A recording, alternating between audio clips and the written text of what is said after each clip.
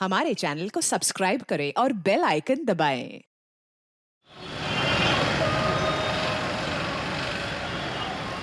हमें एक one room kitchen किराए पर चाहिए। हाँ भाई, पर आप लोग हैं कौन? नाम पता, कहाँ से आए हैं, करते क्या हैं? हम भोपाल से आए। अगले महीने से मेरी जॉब शुरू हो रही। मेरा नाम राशिद पठान है और ये मेरी बीवी है। शबनम शबनम पठान। देखिए, सबसे ज़रूरी है मैरिज सर्टिफिकेट। वो है ना आपके पास? निकाह किया है तो सर्टिफिकेट तो होगा ही ना। आप पहले हमें घर दिखा सकते हैं? આપાનગર પોલીસ સ્ટેશન સાંજટ નાકાના જંગલમાં એક બળી ગયેલ બોડી જોવામાં આવી છે. તત્કાળ ત્યાં પહોંચો. સંદેશ મળી ગયો. અમારી ટીમ સાંજટ નાકા જવા માટે રવાના થઈ ગઈ છે.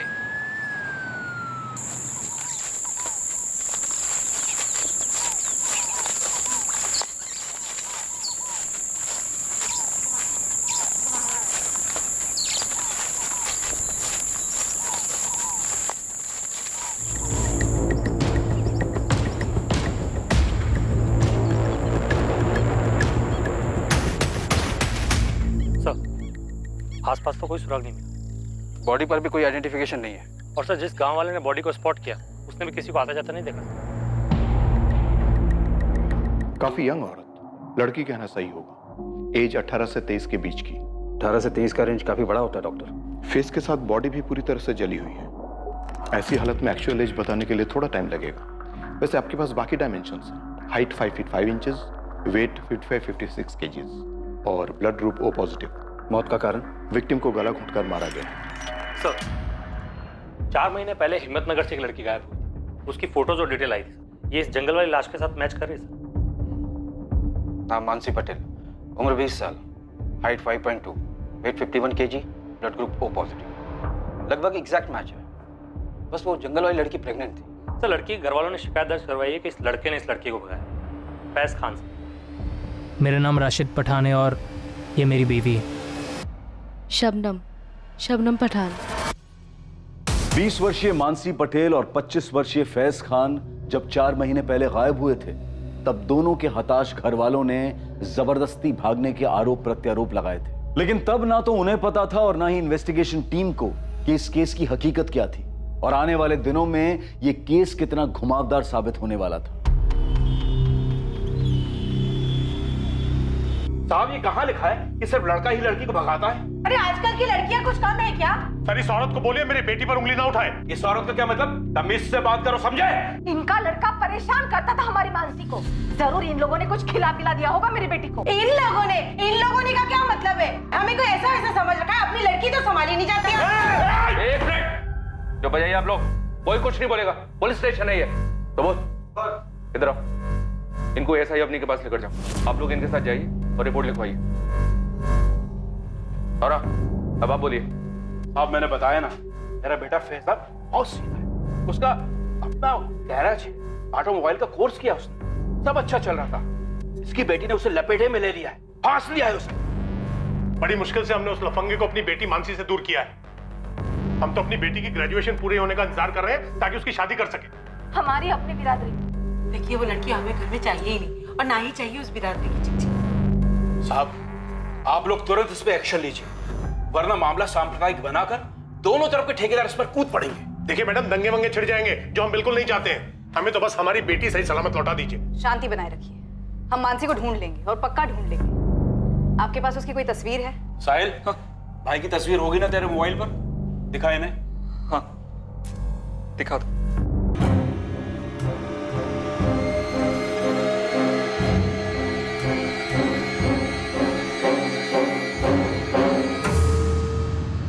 देखिए, आपको तो बताइए किस तरह से चिंगारी सोशल मीडिया पर सुलगाई जाती और उस चिंगारी से बनी आग पूरी पूरी बस्ती को जला देती।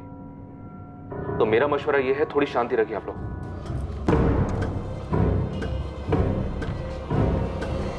लड़की 4 महीने प्रेग्नेंट थी। अब बवाल होगा। दोनों फैमिलीज को हाजिर करो और ये इन्फॉर्मेशन किसी भी सूरत में लीक नहीं होनी चाहिए। बेकार में शहर में दंगे शुरू हो रहे थे। और फिर सिर्फ 3 दिन में हम उन्हें मुंबई से पकड़कर वापस ले आए थे।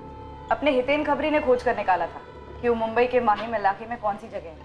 नमस्ते मैम। माहिम का एक स्टेट एजेंट है बिलाल करके, उसका नंबर और पता है। राजू करके एक मेरा मुंबई का पंडर है, उसको बिलाल बोला था कि उसने फ्लैट तो दे दिया था, लेकिन उनके डॉक्यूमेंट्स फर्जी लग रहे थे। शाबाश हितेन, अच्छा काम किया। मैं उसी रात की ट्रेन से मुंबई पहुंचा और मुंबई पहुंचते ही सबसे पहले बिलाल एस्टेट एजेंट के ऑफिस पहुंचा।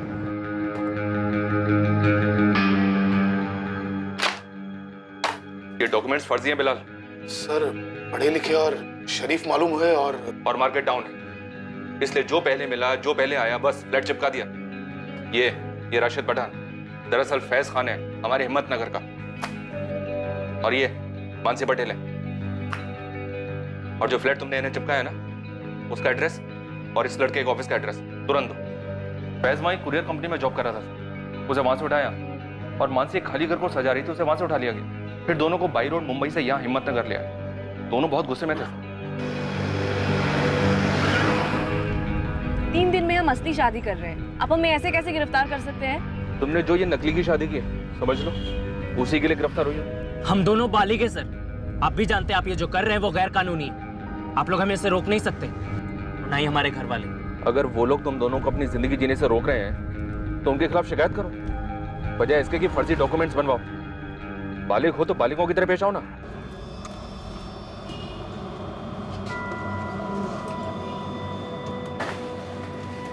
राम जी, सविता जी, अगर आप लोगों ने दोबारा ऐसी कंप्लेन की तो हम कोई एक्शन नहीं लेंगे। लड़की आपकी बालिग है और हमसे 1000 बार कह चुकी है कि वो अपनी मर्जी से फैज के साथ गई थी। इसे ये सब बोलने के लिए मजबूर किया जा रहा है। मुझे किसी ने मजबूर नहीं किया है। चुप रहे, मुंह बंद रख। चल घर चल। अरे नईम जी, देखिए ये आपका घरेलू मामला है, अगर आप इसे घर में निपटा लें तो अच्छा है। कानून बालिगों का साथ देगा, बिरादरी का नहीं। जब गायब हुए थे तो ये इन्फॉर्मेशन आप लोगों ने सभी पुलिस स्टेशन में भेजी होगी, हमेशा की तरह। पूरे स्टेट के हर एक थाने में भेजी गई थी, पूरी डिटेल और तस्वीरों के साथ। और जब वापस मिल गए, घर वालों को लौटाए गए, क्या ये इन्फॉर्मेशन भी बाकी पुलिस स्टेशन को दी गई कि दोनों मिल गए? शायद मिस कर दिया सर। गलती यही हुई। प्रांतीय पुलिस को अभी भी लग रहा होगा कि दोनों गायब हैं, इसलिए दौड़ 2-4 हुए। 1 मिनट सर, ये भी तो हो सकता है हम मानसी और फैज को 4 महीने पहले वापस लेकर आए थे। ऐसा भी तो हो सकता है कि ये दोनों फिर से कहीं भाग गए और मानसी के साथ कुछ हुआ। पुलिस को अब एक चौंकाने वाली खबर मिलने वाली और मानसी पटेल मर्डर केस की तहकीकात एक भवंडर में भंवर का अनुभव देने वाली।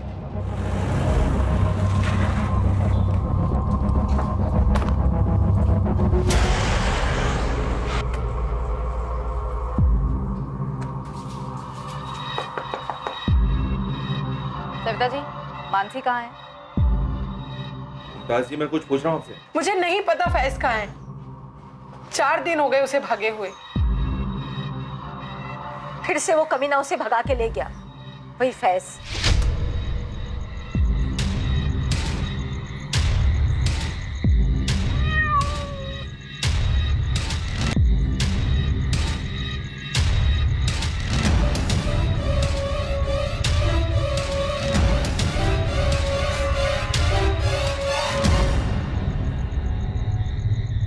फैज के साथ आखिरी बार बात कब हुई थी आपकी? बताया तो 4 दिन पहले भागे हैं वो।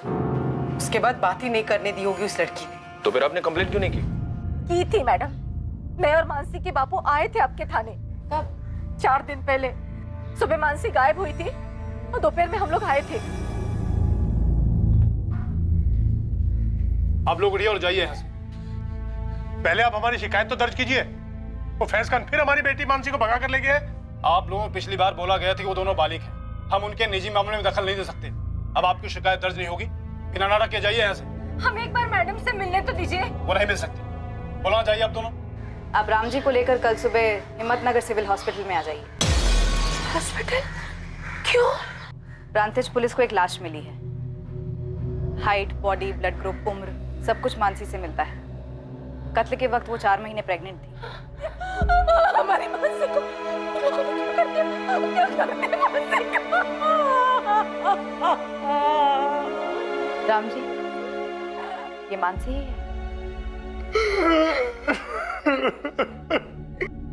साहब, फैज हमारी सुनता ही नहीं था। इस बार पक्का इरादा करके भाग गया वो उस लड़की के साथ। तो आखिरकार आप कबूल करते हैं कि आपका बेटा फैज खुद अपनी मर्जी से मानसी के साथ भागा था? 1000 बार समझाया उसे, लेकिन उसके सर पे जैसे कोई जुनून सवार था। मानसी को कुछ दिखाई नहीं दे रहा था, उसे कुछ सुनाई नहीं दे रहा था। हमने तो अपने समाज के गुरुजी से मैं बात करवाई थी उसकी। मौलवी साहब भी आए थे घर पर फैज को समझाने के लिए।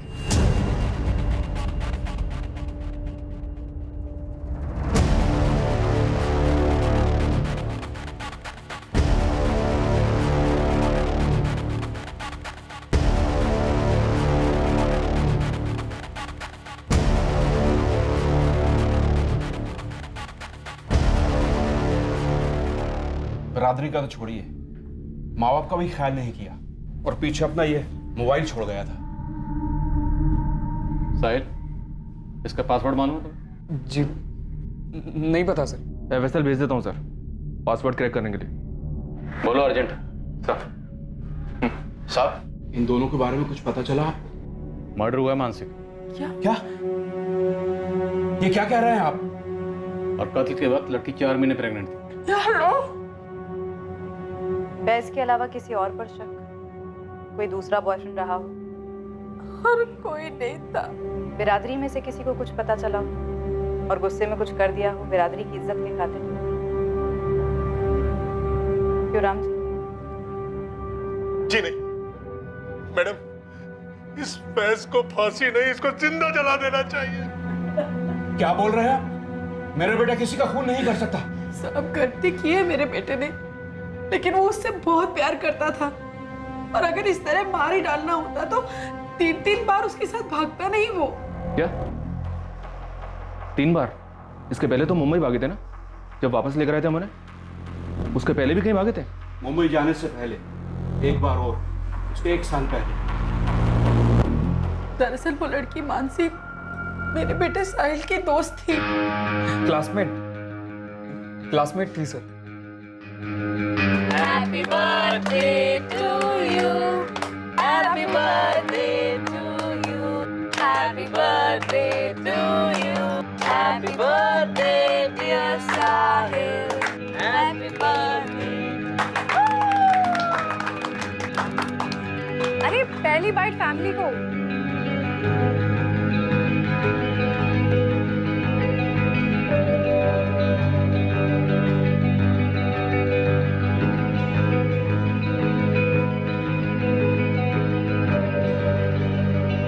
अब 2 साल से दोनों का चक्कर चल रहा था।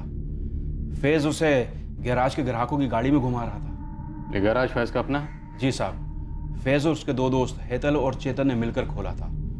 उस बीच फैज और मानसी के बीच क्या चल रहा था ये हम लोगों को बिल्कुल मालूम नहीं था।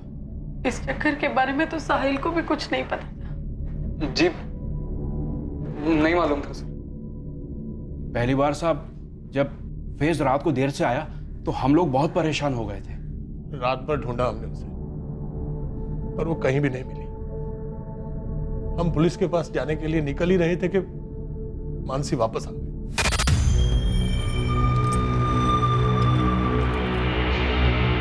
मानसी? कहाँ थी तू रात भर? ऐसे बिना बताए कैसे जा सकती है तू? अरे पापा अंदर तो चलने दो। कितनी शांति से बात कर रही है। और हम लोग पुलिस स्टेशन जा रहे थे। अच्छा नहीं गए आप लोग, मजाक उड़ाते हैं आपका। लेकिन कहाँ थे बेटा तू रात भर? एक फोन तो कर देती ना। अरे मेरे फोन की बैटरी ऑफ हो गई थी, चार्जर नहीं था इसलिए कॉल नहीं कर पाया। तो किसी और के फोन से फोन कर लेते ना भाई। किसी ने पूछा तुझसे? चल अंदर जाओ, सो जा। अरे बेटा तू था कहाँ? यहाँ हम सब, मेरा मतलब है मेरे दिल को कुछ हो जाता तो? तौबा अब्बू, कुछ भी ना बोली। अरे मेरा एक दोस्त है अब्दुल, आप उसे नहीं जानते, तो एकदम से अहमदाबाद ले गया मुझे। उसकी कोर्ट मैरिज थी ना, तो गवाही देने गया था। गवाही देने? कोर्ट में? क्यों? कोई दूसरे कौम की लड़की थी? रश्मि नाम है मेरे फ्रेंड का, रश्मि शर्मा। शादी कर रही थी वो अब्दुल शेख के साथ। तू ही मिली थी उसे गवाह बनाने के लिए? अरे पापा वो मेरी बहुत अच्छी फ्रेंड है कंप्यूटर क्लासेस से। देख मानसी, ये तेरी पहली गलती थी, इसलिए हम लोग तुझे माफ कर देते हैं। पर एक बात तो अच्छी तरह से समझ ले, अगर ऐसा काम दीदी अपनी बेटी भी करती ना और कोई लड़की उसकी गवाह बनती किसी और धर्म के लड़के के साथ में शादी करने के लिए, तो मैं अपनी बेटी और वो लड़की दोनों की खाल खींच लेती। समझे तू? समझा आपकी बात, बट ये अब्दुल कोई गैर कानूनी काम नहीं कर रहा है, तभी तो कोर्ट मैरिज कर रहा है। बाकायदा मियाँ बीवी अपना अपना मजहब मानेंगे। आपको डरने की कोई जरूरत नहीं है, मैंने कुछ गलत नहीं किया, और ना ही रश्मि और अब्दुल ने। फैज,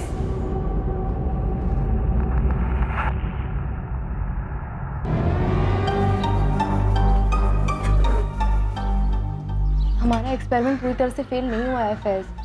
हाँ, ये तो एक दिन के लिए था, पर अगर हम 5-6 दिन के लिए भागे, तुम्हें क्या लगता है हमारे माँ बाप पुलिस में नहीं जाएंगे?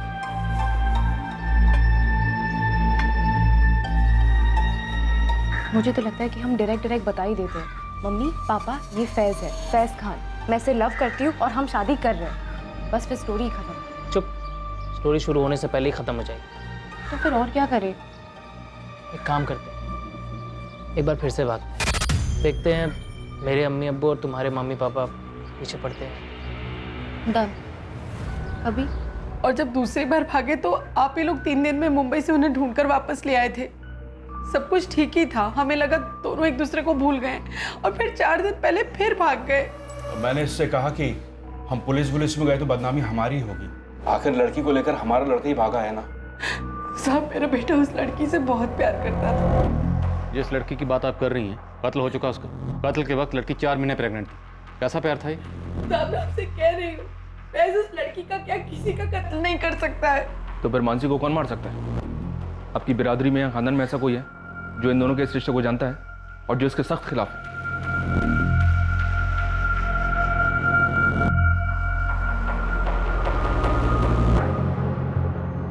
फैज ने नहीं तो किसने और क्यों मानसी का कत्ल किया? इसका जवाब फैज ही दे सकता था, जिसके लिए पुलिस ने मैनहंट जारी कर दिया।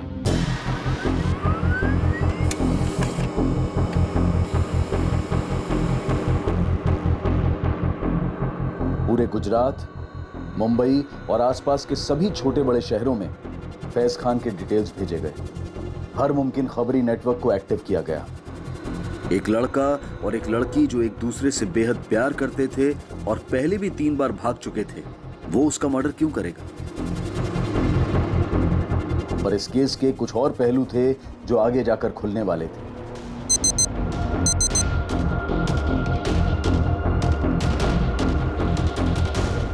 कुछ और खिलाड़ी थे जिनका किरदार उभर कर आना बाकी था। पुलिस जबरदस्त दबाव में थी फैज को ढूंढकर मानसी के कत्ल की सच्चाई को सामने लाने के लिए। पर इस सब के परे दूर, काफी दूर एक और कहानी लिखी जा रही थी। असल में कलम से कागज पर लिखी जा रही थी।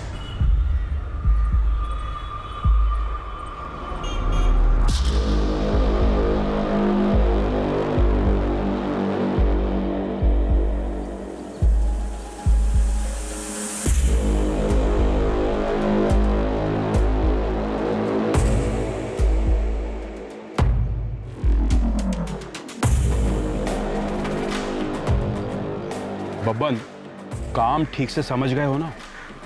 नहीं भाई, ये हमारा रोज का काम है, फिक्र मत कीजिए, आपका काम हो जाएगा।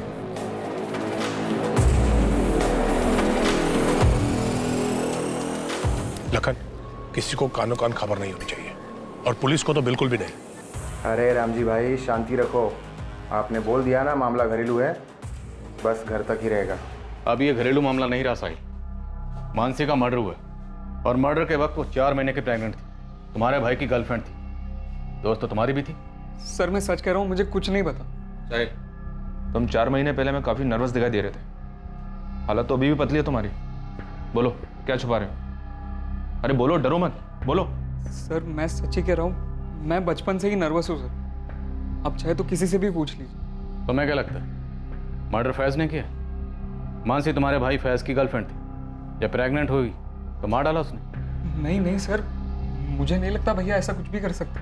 तुम्हारे कॉल रिकॉर्ड्स आजकल में आने वाले हैं। अगर हमें पता चला कि तुमने कुछ झूठ बोला है या हमसे कुछ छुपाया है तो बॉस, तुम्हारे भाई की कुटाई बाद में होगी। उसका ट्रेलर पहले तुम देखो। अपने दोस्त फैज को बचाने की कोशिश भी मत करना। सच कह रही हूँ, चेतन और हेतल तुम्हारे नटबोल्ट खोले जाएंगे। मैडम हम खुद परेशान हैं कि फैज कहाँ है और क्या हुआ है उसके साथ में। मैडम हम पूरे दावे से कह सकते हैं कि फैज ने मानसी का मर्डर नहीं किया है। हमें लगता है कि जात पात के चक्कर में उसका भी किसी ने मर्डर कर दिया है। तो कौन है? नाम लो। डरो मत, हम हैं। किसी का नाम नहीं ले सकते हम, क्योंकि हमें सच में मालूम नहीं है। मालूम नहीं है या डरे हुए हो? डरना है तो हमसे डरो। और जब फैज कांटेक्ट करे तो उसे बता देना कि मासूम है तो बाल भी बांका नहीं होगा, और अगर उसने कुछ किया है तो छुप ले जब तक छुप सकता है, ढूंढ तो हम उसे लेंगे ही।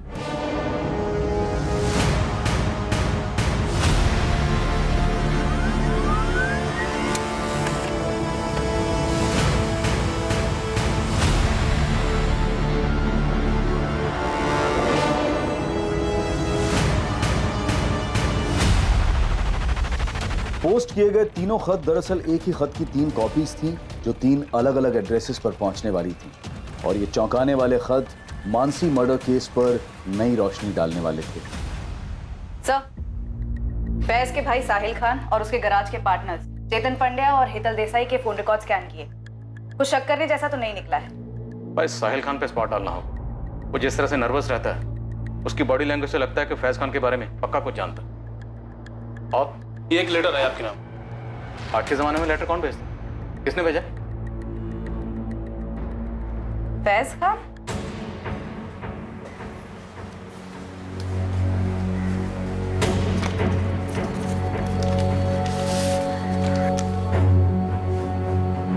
जब तक आप लोगों को ये चिट्ठी मिलेगी, मैं इस दुनिया से जा चुका हूँ।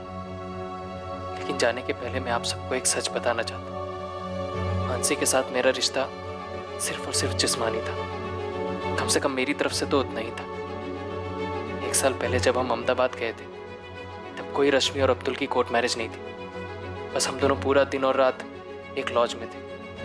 मुंबई में भी हम वही करते रहे जिसके लिए हम घर से भागे थे।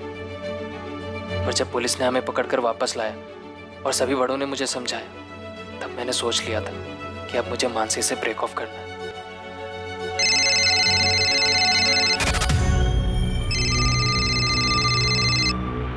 हाँ बोलो। लेकिन मानसी ने मुझ पर एक बॉम्ब डाल दी। ऐसा कैसे हो सकता है? तुमने तो कहा था सेफ है। तो हो गया तो मैं क्या कर सकती हूँ? अब हमें शादी करनी होगी फैज। हम अहमदाबाद चले जाते, कोर्ट मैरिज कर लेते कल ही। शादी कोई इंस्टेंट कॉफी नहीं है कि बस कर ली। उस दिन लॉज रूम में तुमने ये सब नहीं सोचा था? जो भी हुआ वो हम दोनों की मर्जी से हुआ। मैंने कोई जोर जबरदस्ती नहीं की थी तुम पे। तो शादी करना तुम्हारी मर्जी नहीं है? इतना सब कुछ हो गया और सब बड़ों ने भी समझाया। मानसी, मुझे लगता है हम दोनों की भलाई इसी में है कि हम अब अलग हो जाएं। देखो, तुम इस बच्चे को अबॉर्ट कर दो, जो भी खर्चा आएगा मैं पे करूंगा। फैज, या तो कल सुबह तुम अहमदाबाद में मुझसे शादी करोगे, या फिर कल सुबह मैं पुलिस में जाके तुम पे किडनैपिंग और रेप का केस ठोक दूंगी, समझे? फिर देखो कैसे पे करोगे। मानसी, पिछले 2 बार की तरह मैं आज रात को भी 3 बजे निकलूंगी। तुम मुझे हाईवे पे मिलना, और अभी इसी वक्त अहमदाबाद के किसी लॉयर को हमारी शादी के लिए अरेंज कर लेना, वरना तुम बहुत पछताओगे फैज।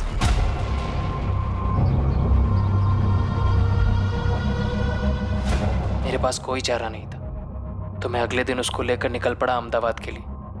लेकिन हम अहमदाबाद गए नहीं। पर हम यहाँ प्रांतिज में क्यों रुकेंगे और इस सड़ियल घर में क्यों? क्योंकि मेरी माँ वहाँ अहमदाबाद में पुलिस हमें ढूंढ रही होगी। पर हमारी शादी हो जाए, फिर वो तो क्या, उनका बाप भी हमें नहीं टच कर सकता। मैंने उससे झूठ बोला उसका भरोसा जीतने के लिए, ताकि मैं अपना मकसद पूरा कर सकूं। हरेश, लेटर दिल्ली से आया और चांदनी चौक के एरिया से पोस्ट किया गया। दिल्ली पुलिस से कांटेक्ट करो और लवारिस लाशें चेक करने के लिए कहो। हो सकता है दिल्ली के किसी होटल या लॉज में नाम बदल के रह रहे हैं। जी सर, मुंबई में भी नाम बदल के रह रहा था। राशिद पठान के नाम से फ्लैट लिया था इसने। अवनी, तुम फैज खान के हैंडराइटिंग सैंपल्स कलेक्ट करो और एफएसएल में भेजो, हैंडराइटिंग स्पेशलिस्ट के पास, तुरंत।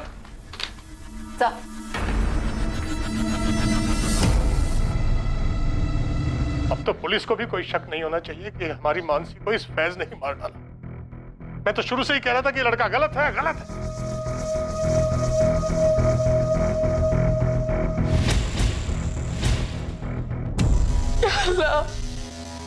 ये क्या कर दिया फैज तूने?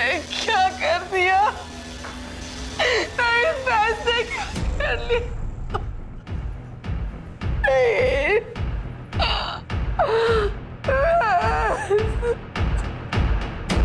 इस केस की कई परतें खुलने लगी थीं और कुछ परतें उस लेटर में थीं जिसका वेरिफिकेशन फॉरेंसिक लैब करने वाली थी।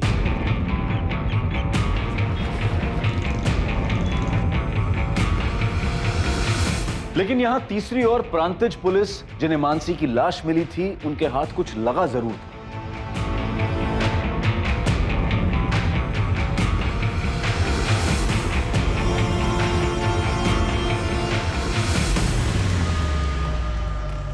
सर ये जंगल के बाहर का सीसीटीवी है जहां से उस रात को ये गाड़ी गुजरी, और यहीं से लगभग 1 किलोमीटर अंदर हमें मानसी की जली हुई लाश मिली थी। पोस्टमार्टम रिपोर्ट भी यही कहती है कि लाश रात को 1 से 1.5 के बीच चली थी और ये कार 1:33 पर वहां से निकली। हो सकता है कि इस कार में मानसी की लाश लाई गई हो और ये आदमी फैज से कनेक्टेड हो।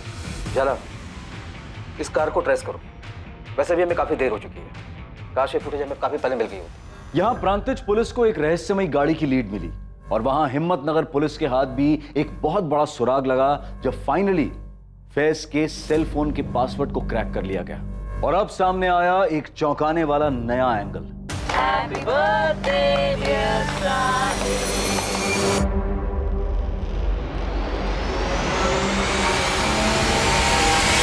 सर, मुझे यहाँ पे क्यों बुलवाया गया है? तुम्हें हमने नहीं, फैज ने बुलाया। फैज ने? हाँ शालू, हमने फैज के फोन का पासवर्ड क्रैक किया। उसमें से हमें ऐसी बहुत सी चीजें मिली जो तुम्हें मालूम थी, पर तुम तो सामने आई नहीं बताने के लिए। लेकिन फिर भी ये सामने आ गया। तुम्हारे और फैज के बीच में एक्सचेंज हुए मैसेजेस, रोजाना मैसेजिंग होती थी और ढेरों कॉल्स भी। हाँ सर, पर हमारे पीछे ऐसा कुछ नहीं था। मेरा मतलब फैज की तरफ से ऐसा कुछ नहीं था। तो तुम्हारी तरफ से था शालू? हाँ मैम, मैं फैज को लाइक करती थी और वो सिर्फ मानसी को ही लाइक करता था। वो तुम्हारे मैसेजेस से जाहिर होता है, पर फिर भी वो तुमसे सब कुछ शेयर करता था। तो वो सिर्फ एक दोस्त के नाते करता था। फैज ने तुम्हें एक मैसेज भेजा था जिसमें उसने लिखा है कि मेरे और मानसी के रिलेशनशिप को सबसे बड़ा खतरा हमारे पेरेंट्स से तो है ही, लेकिन एक और खतरा है और वो है मेरे छोटे भाई साहिल से। तो क्या वाकई उनके रिलेशन को साहिल से खतरा था? हाँ, मुझे फैज ने बताया था।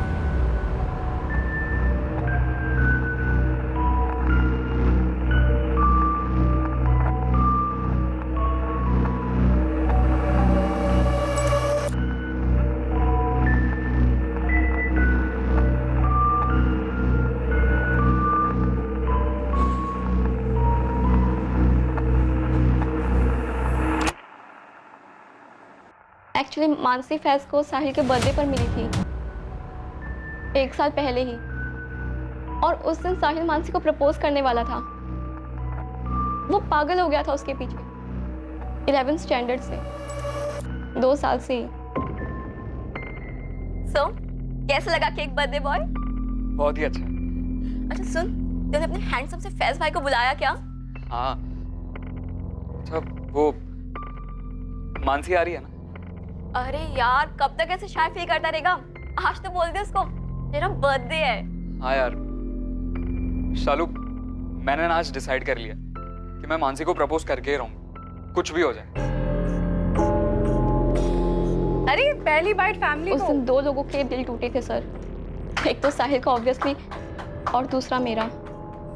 तो इस बात की तगड़ी पॉसिबिलिटी है कि साहिल ने फैज और मानसी को मारा होगा और वो लेटर्स भी उसी ने पोस्ट किए होंगे। क्या बात कर रहे हैं सर? साहिल एक मक्खी तक नहीं मार सकता। शालू, तुम्हें सब कुछ खुद आकर बताना चाहिए था, पर अब साहिल बताए। परेश, हाँ साहिल। सर मेरी बात सुनिए सर, साहिल ऐसा नहीं कर सकता सर, मेरी बात समझिए तो सही, वो नहीं करेगा ऐसा।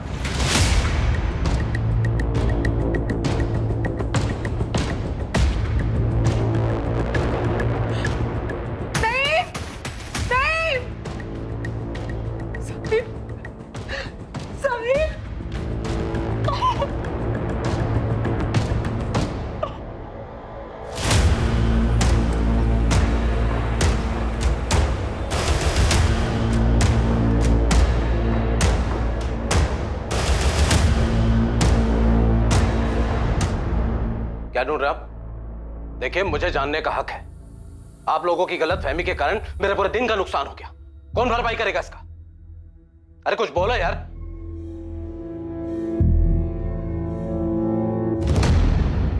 क्या है ये? रात में मेरी गाड़ी बस रास्ते से गुजर रही है, और क्या? ये उस रात की फुटेज है जब जंगल में एक औरत की लाश ठिकाने लगाई गई थी। तो मैंने ठिकाने लगाई। तुम्हारी गाड़ी गुजरी जंगल से।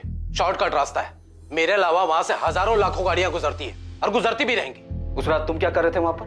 रंजीत में मेरी बेटी का घर है, नादी का जन्मदिन था, हिम्मतनगर से वापस आ रहा था और आप यहां पर बैठकर लाश वाश की बात कर रहे हैं। सर गाड़ी में कुछ नहीं मिला सर। ठीक है, तुम जा सकते हो। खाली पीले टाइम खोटी करके रख दिया है। बेकार में कुछ ज्यादा नहीं चिल्ला रहा था ये। चोर की दाढ़ी में तिनका। सर इस अरविंद पारी के पीछे खबरें लगा था। साहिल कहाँ है? साहब हम बोल तो रहे हैं, हमें नहीं मालूम। नहीं, तुम्हें अल्लाह का वास्ता, हम एक बेटा खो चुके हैं, दूसरा नहीं खोना चाहते। लेटर इन्हें दे दो, दे दो।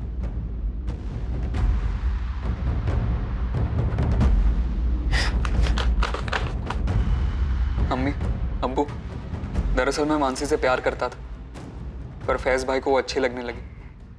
मुझे इस बात से बहुत तकलीफ थी। मुझे पता चला था कि मानसी भी घर से गायब थी। ठीक तभी जब फैज भैया गायब हुए थे, मैंने 2 और 2 साथ में जोड़ लिया कि भाई और मानसी साथ में ही गायब हुए होंगे। और मैंने भाई से पूछा, कल दिन भर और रात भर आप मानसी के साथ थे ना? हाँ, तो अम्मी अब्बू को बोलेगा, चुगली करेगा मेरी? मानसी मेरी गर्लफ्रेंड है, तुझे प्रॉब्लम है इससे? हाँ है प्रॉब्लम, क्योंकि मैं भी लाइक करता हूँ उसे 2 साल से। अबे ढक्कन, पहले क्यों नहीं बताया? आपको सब पता था।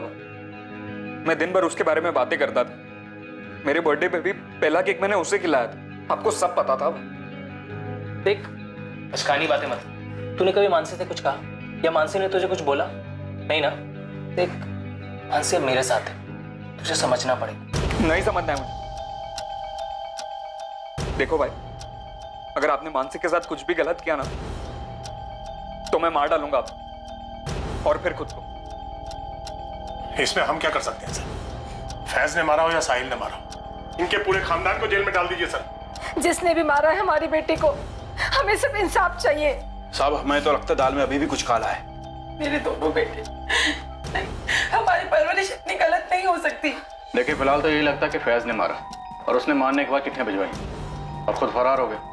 दिल्ली में फैज की लाश नहीं मिली, या फिर हो सकता है कि साहिल ने मारा और वो चिट्ठियां किसी और से भिजवाई उसने। लेकिन वो दिल्ली गया ही नहीं। किसी और से भिजवाई हो, चिट्ठियां भिजवाना मुश्किल नहीं है। सर, फोरेंसिक लैब से फोन आया था। हैंडराइटिंग एक्सपर्ट ने दोबारा चेक किया, वो हैंडराइटिंग फैज की नहीं है। अब नहीं, साहिल के लिए तुरंत रेड अलर्ट जारी करो, बच के नहीं निकलना चाहिए। साहब, इस बार तगड़ी खबर लाया हूँ। नईम खान, लड़के का बाप, उसने बबन कुरैशी को पैसे दिए। मानसी को मारने के लिए? अब वो तो बबन से निकलवाओ ना आप। चल ठीक है, और कुछ? ये तो आधी खबर है साहब, और एक सुपारी गई थी। अब किसकी? रामजी पटेल, लड़की का बाप, उसने हिस्ट्री शेटर लखन पांडे को पैसे दिए। फैज की सुपारी? ये क्या खिचड़ी है? खिचड़ी उनकी अम्मा बोलिए साहब, और आगे भी सुनिए। जैसे ये फैज का सुसाइड वाला स्टोरी निकला ना, रामजी पटेल ने तुरंत लखन पांडे को फोन करके कॉन्ट्रैक्ट कैंसिल कर दिया। मैं तो कहता हूँ साहब, नईम खान और रामजी पटेल को टटो। सर, चोर की दाढ़ी में तो वाकई बहुत बड़ा तिनका दिखा सर। कोई कनेक्शन मिला उस अरविंद पारिक का? बिल्कुल सर, खबरी रामचंद को लगाया था इसके पीछे, और उसने बताया कि अरविंद पारिक की बहुत ही खास दोस्त थी। सोचिए किसके साथ? फैज खान की फैमिली से? नहीं सर, मानसी पटेल के फादर रामजी पटेल के साथ।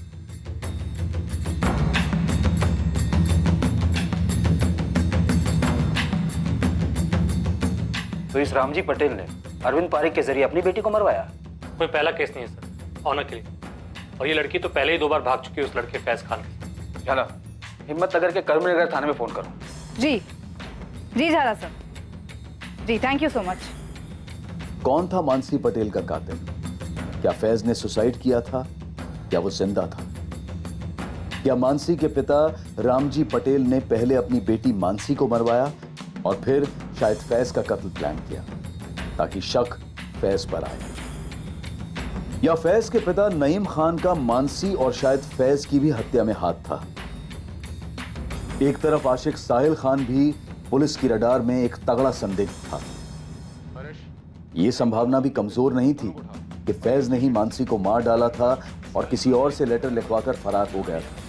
परेश सर, ये दोनों हिस्ट्री शीटर्स पांडे और कुरैशी, जिसको नईम खान और रामजी पाटिल ने सुपारी दी थी, दोनों के पीछे लग जाओ। सर अवनी, साहिल खान, तुम्हें जो करना है करो, लेकिन ये साहिल खान मुझे आज के आज अपने कैबिन में चाहिए। जी सर। हाँ बोलिए थे। ईडर में हो मैडम, और वो आपका साहिल खान भी इधर ही है। बड़ा पॉइंट टिप दिया था मेरे को। पता कर कहाँ रह रहा है और पीछा कर, मैं पहुंच रही हूँ। जी मैडम।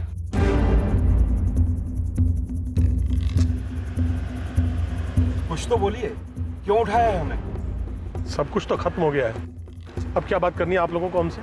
मेरी बेटी मानसी वापस तो नहीं लौटाएगी ना?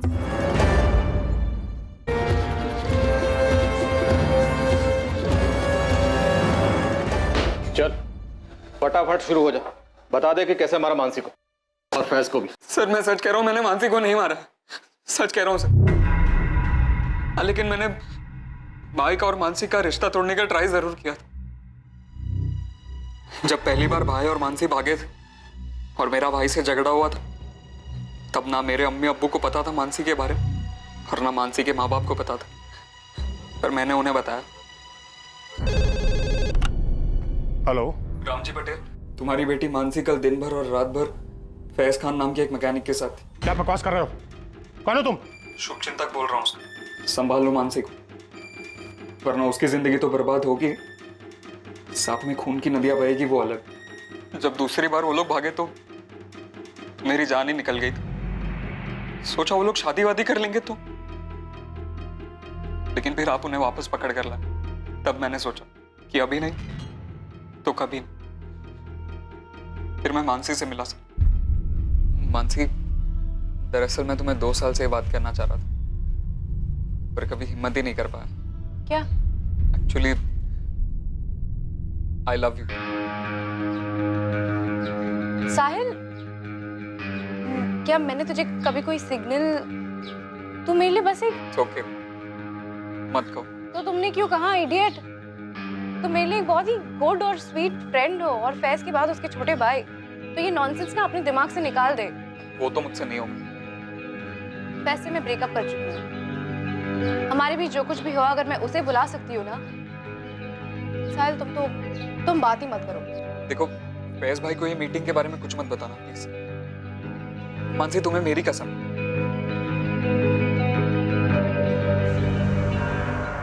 ऑब्वियसली मुझे नहीं पता था कि वो प्रेग्नेंट, और भाई के साथ ब्रेकअप करने वाली बात वो भी झूठी थी। 2 महीने बाद वो लोग तीसरी बार भागे और फिर ये न्यूज आई।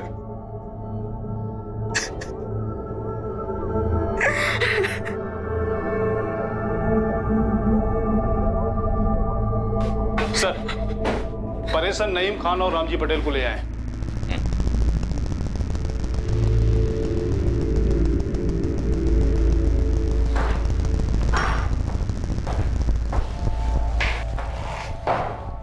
साहब, मैंने बब्बन को पैसे दिए थे, लेकिन मानसी को ढूंढने के, ताकि ये लोग मेरे फैज के साथ कुछ करना दे। मुझे भी यही डर था। मुझे फैज को अपने कब्जे में रखना था ताकि ये लोग मानसी को छोड़ दें, लेकिन उस फैज ने ही मानसी को मार दिया और मेरे फैज ने खुद की जान ले ली। फैज की लाश नहीं मिली अभी तक। दिल्ली पुलिस ने सारी लावारिश लाशें चेक कर ली। साहब, हो सकता है खुदकुशी ना की हो, इन्हीं लोगों ने मरवा दिया हो। क्या पकड़े हो?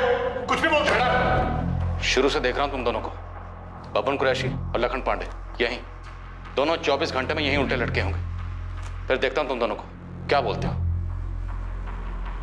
इस केस में कुछ ऐसे खिलाड़ी थे जिनका इस केस से कोई ताल्लुक नहीं था।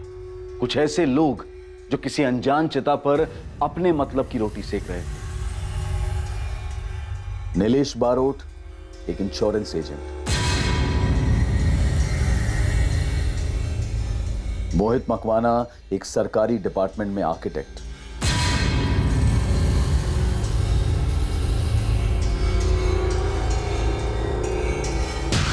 और रुचिका, एक हाउसवाइफ।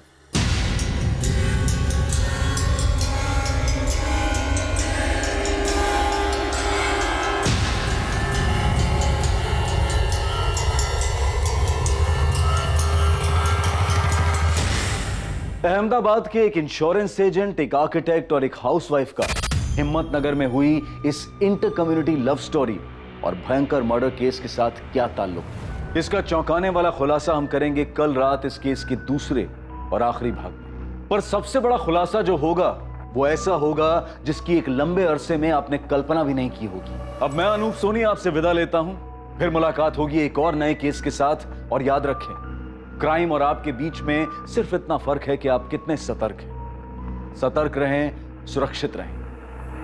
जय Hind. For more updates, subscribe to our channel, click the show links and enjoy watching the videos.